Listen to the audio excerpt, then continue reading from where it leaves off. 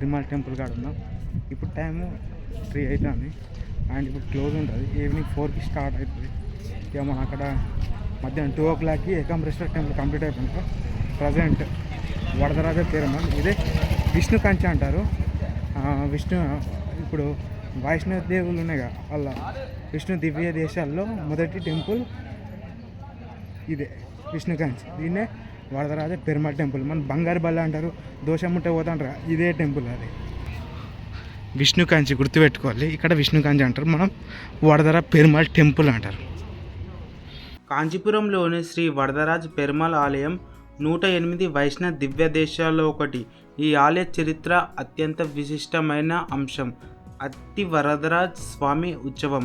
ఇది ప్రతి 40 ఏళ్ళకు ఒకసారి మాత్రమే జరుగుతుంది. మీరు చూస్తున్న ఇదే ఆనంద పుష్కరిణి.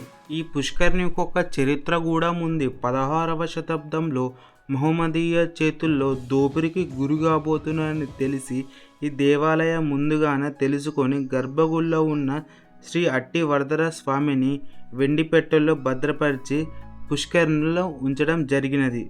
తర్వాత మరలా 40 సంవత్సరాల తర్వాత కోనేరు ఎండిపోవడంతో ఉన్న గర్భగుడిలో ఉన్న పండితులు దీన్ని తెలుసుకొని, చరిత్ర తెలుసుకొని దీనికి 48 రోజుల పాటు పూజ చేయడం జరుగుతుంది. చివరగా 2019 సంవత్సరంలో తీయడం జరిగినది.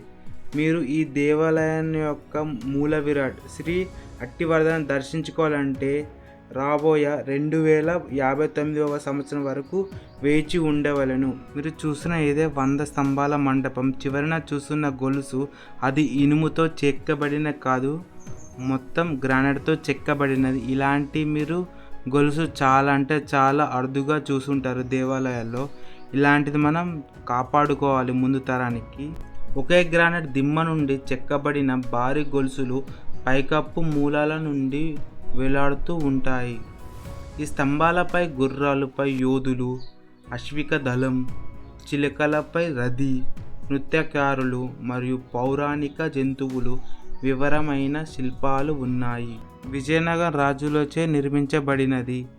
96 స్తంభాల మండపం మరియు 4 స్తంభాల చిన్న వివాహ మండపంతో పాటు ఆలయంలో ఒక ముఖ్యమైన భాగం శ్రీ శిల్పకళ రామాయణం, మహాభారతంలోని దృశ్యాలను ప్రదర్శిస్తాయి. ఈ ఆలయంలో విష్ణుమూర్తి వరదరాజుగా పూజలు అందుకుంటున్నాడు. మీకు విష్ణుమూర్తిని కళ్ళారా చూడాలని అనుకుంటే ఈ ఆలయంలో చూడవచ్చు. ఆజానుబాహుడు మందహాసం చేస్తూ అంత ఎత్తులో ఉంటే మనకు ఒక్కో మెట్టు ఎక్కుతూ స్వామివారి దగ్గరకు చేరుకుంటే మనం అంతా దగ్గర స్వామివారిని చూస్తుంటే ఒళ్ళు పులకరిస్తుంది. పూజారి గారు తీర్థమని మనల్ని పిలిస్తే గాని తల తిప్పుకోలేము. మీరుగా చూస్తే ఆ అనుభూతి మీకు తెలుస్తుంది.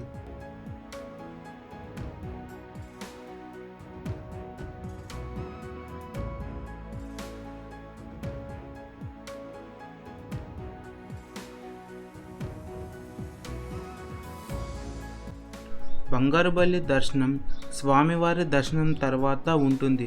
పూర్వం బ్రహ్మదేవుడు విష్ణుమూర్తి కోసం యాగం చేయగా యమగండం నుంచి వరదరాజస్వామి ప్రత్యక్షం అయినట్టు స్థల పురాణం. ఆ సమయంలో బల్లి కూడా స్వామివారి చూడడం వల్ల మనకు బంగారు బలిని ముట్టుకోవడం జరుగుతుంది. మరొక ఇతిహాసం ప్రకారం స్వామివారి పూజకు ఋషికుమారుడు నీళ్లు తీసుకొని రాగా ఆ నీళ్లలో బల్లి ఉండటాన్ని గమనించిన ఋషి కుమారుడిని బల్లిగా మారమని శపిస్తాడు. ఈ బల్లిని ముట్టుకున్న వారికి బల్లి పడిన దోషం తొలగుతుందని ఆశీర్వదిస్తాడు. మీరు ఈ దేవాలయానికి వెళ్ళినప్పుడు తప్పకుండా బంగారు బల్లి, వెండి బల్లి, సూర్యచంద్రులు ఉంటారు. దాన్ని దర్శించుకోండి. ఈ ఆలయంలో ఉన్న లక్ష్మీదేవి పేరు పెరుందేవి. అమ్మవారు ఎప్పుడు ఆలయం విడిచి వెళ్ళరట. అందుకే అమ్మవారు జరిగే ఉత్సవాలు, ఊరేగింపులు కూడా ఆలయంలోపే జరుగుతాయి. మీరు చూస్తున్నారా, ఇదే దేవాలయం సంబంధించిన ప్రసాద కౌంటర్. ఇక్కడ మీకు లడ్డు, పులిహోర, వివిధ ప్రసాదాలు దొరుకుతూ ఉంటాయి. అండ్ తప్పకుండా మీరు బంగారు బలి దర్శించుకునేటప్పుడు తప్పకుండా బంగారు మరియు వెండి బల్లి ఫోటో తీసుకువెళ్ళండి. ఫ్రెండ్స్, మన వరదరాజ పెరుమాళ్ టెంపుల్ చూసి అండ్ హోప్ మీకు వీడియో గిట్ట నచ్చింది అనుకుంటా. వీడియో నచ్చితే తప్పకుండా లైక్ చేయండి, share, subscribe to Manikanta blog. And thank you for watching this video.